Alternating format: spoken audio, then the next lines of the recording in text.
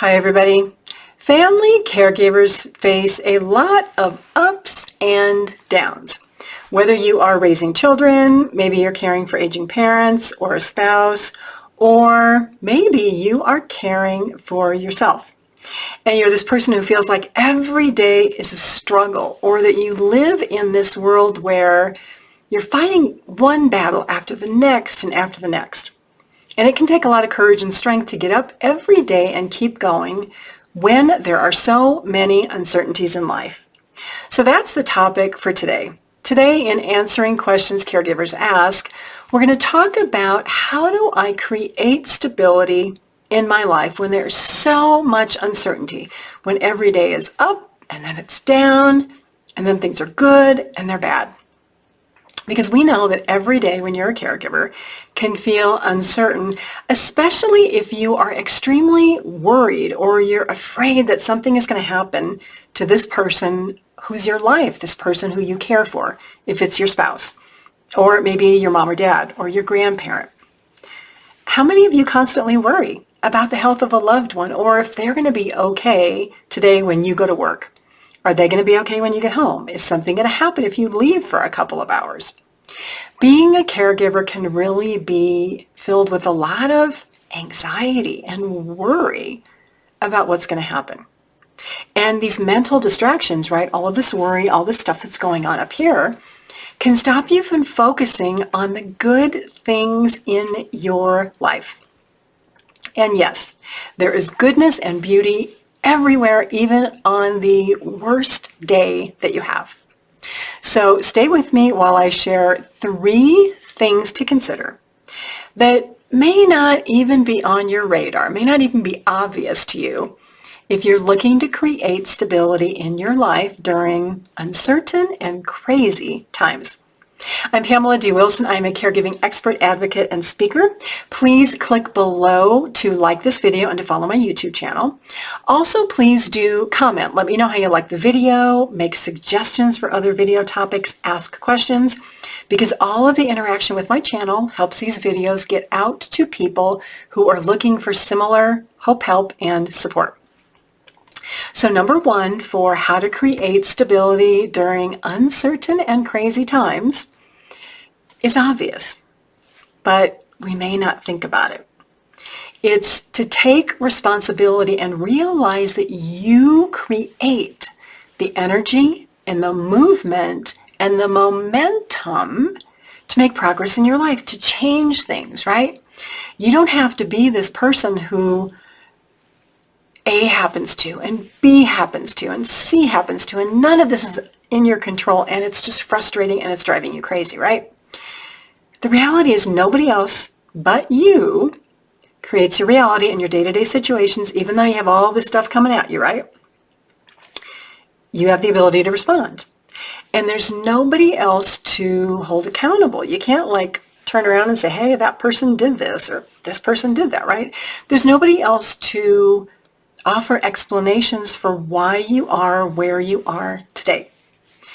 You're exactly where you should be, but you have choices to change your situation and to have different results and different consequences and different outcomes. Taking responsibility to create your own energy, to start that fire, to start the momentum, though, can be where caregiving gets a little complicated, because as a caregiver, you might try to do too much, and that may be why you're finding yourself where you are, right? You may try to take responsibility for issues that you didn't create, right? Let's say your mom or dad is sick, and you feel like you have to jump in and solve the problem and solve their health issues and do all this. So you decide that you're going to fix this by taking on tasks and work because you can do it quicker and faster than your parent or your spouse, right? And it's easy for you. But what happens is your to-do list starts to grow and grow and grow and grow and grow, and then it becomes out of control. But what you think is, well, it's easier if I do it because it's easier on me.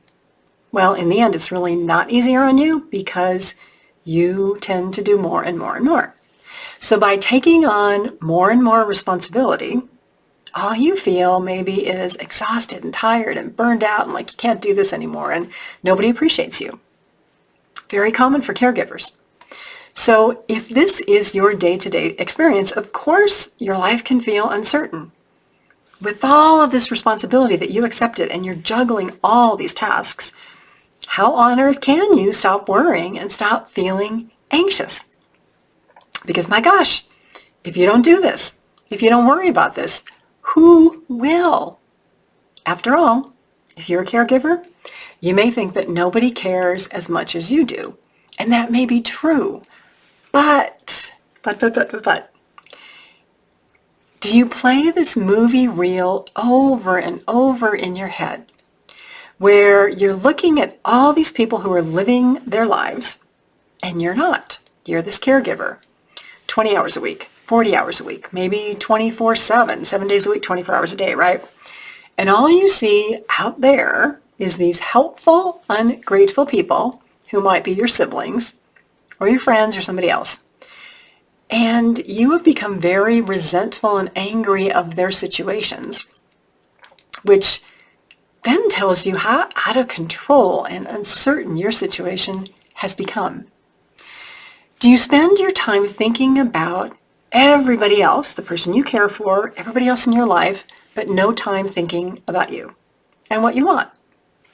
If you do, it's no wonder that your life feels unstable because you are hoping that your efforts to solve everybody else's problem is going to bring stability into your life when you're the only buddy who can do that, right? You're the only one that can do that because your goal for stability or peace or happiness or whatever it is may not be the same goal as the person that you care for. So what happens is you have this gap. You're over here and they're over here and there's all this stuff in the middle, which is all the uncertainty, right? So you have a goal conflict. You want X and your spouse, your aging parent wants Y.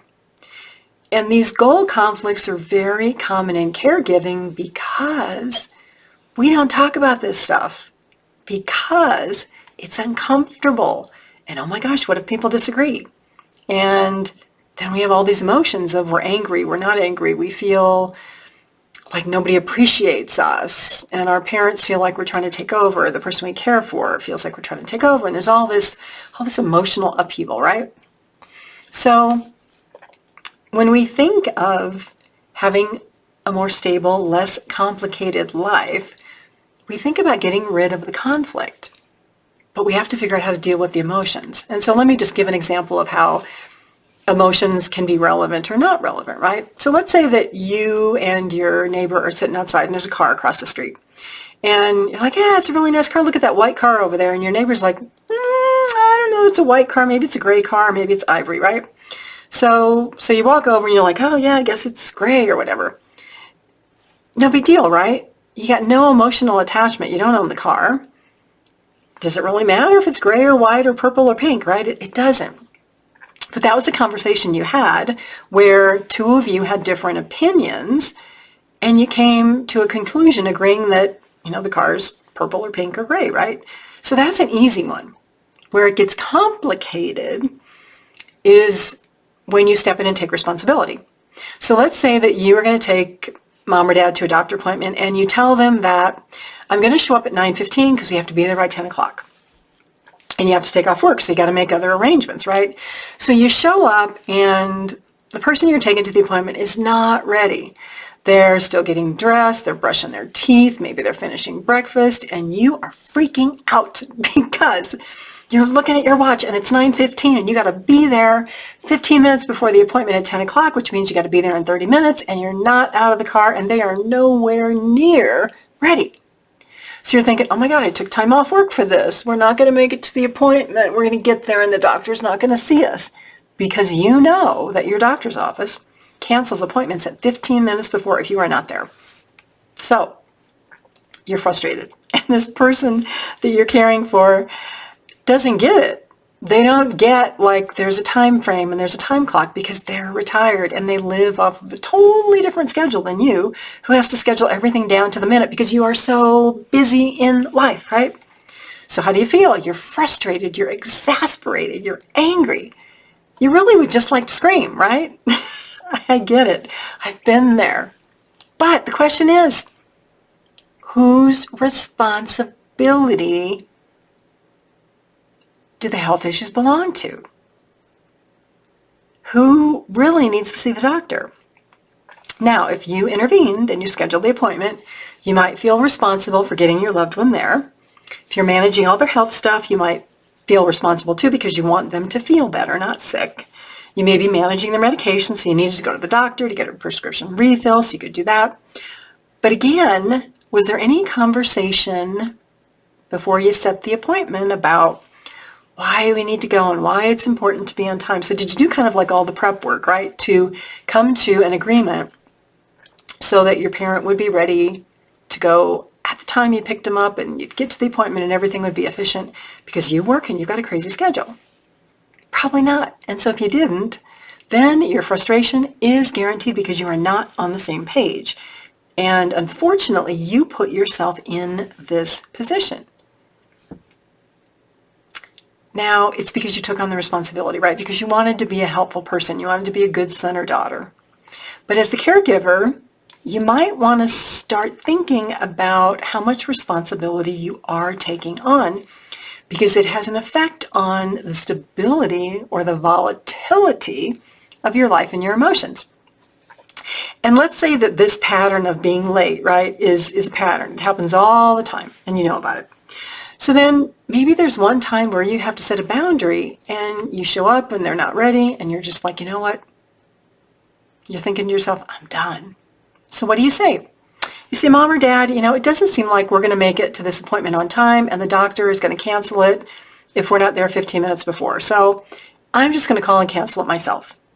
And I'm going to go back to work because that's where I need to be. Here's the doctor's number. Here's a number for Uber.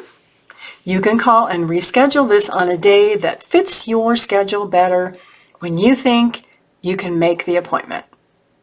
And here's the kicker. I know that you can do this on your own. I was just trying to be helpful. My bad.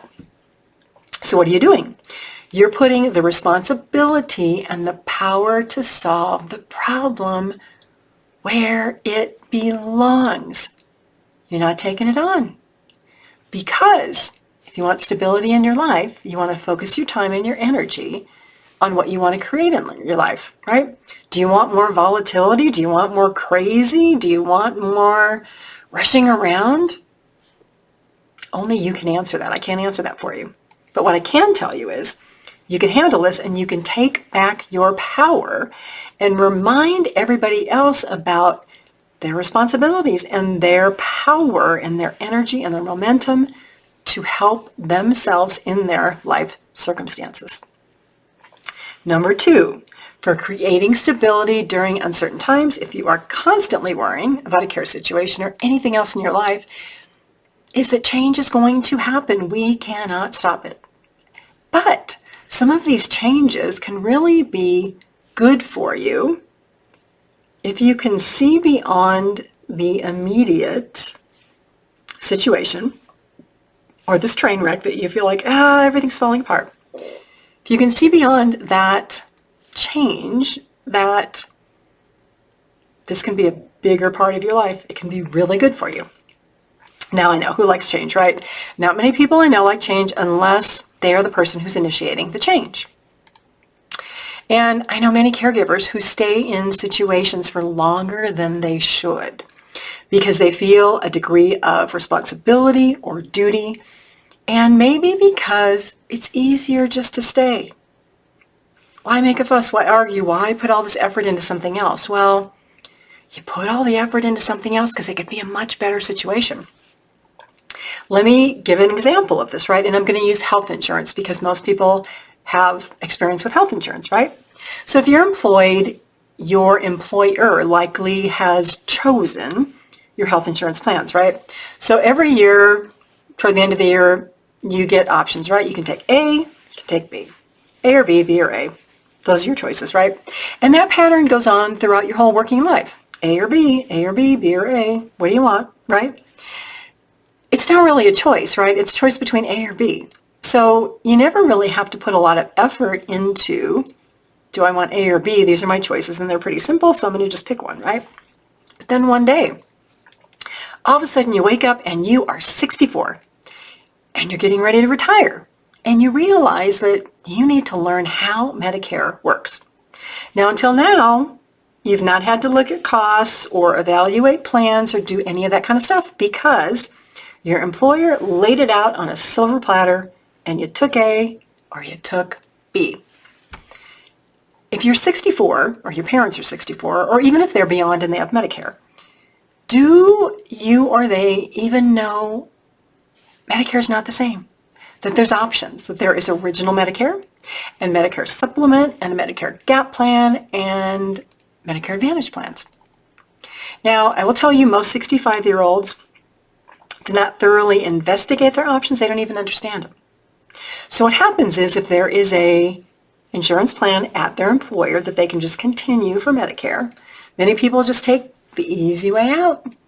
A or B, now it's C, Medicare. I'm going to do that, right? Why is that?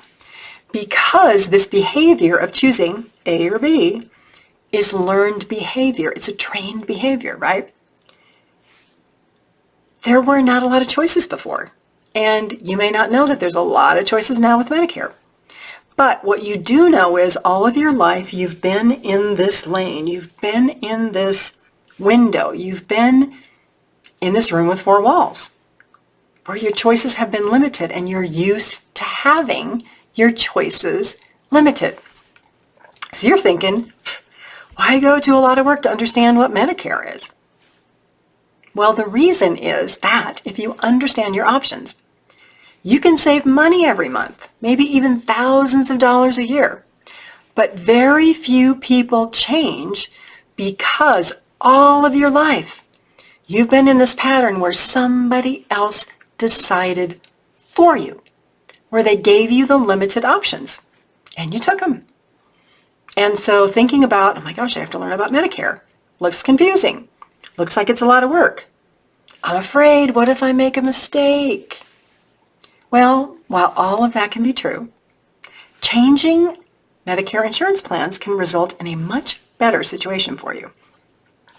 So this whole fear about change or disliking change is really, it's called loss aversion, right? It's this human tendency to focus on, oh my God, if I change, what happens if I lose this? So we're focusing on losses rather than, gosh, I'm going to change and look at what I'm going to have. It's going to be so much better. It's going to be awesome. It's going to be less expensive. I'm going to be able to go see more doctors. I'm going to have more choice, right? We fear what we don't know. And so in any point in your life, health insurance, something else, when you give up control voluntarily or involuntarily, right? Because it's easy, or maybe because you don't want to put in the effort to investigate these options, so it's A or B, right? You become conditioned to act like there are no other choices. And so as a result, you might end up in a less than ideal situation, and you have no idea that something better exists.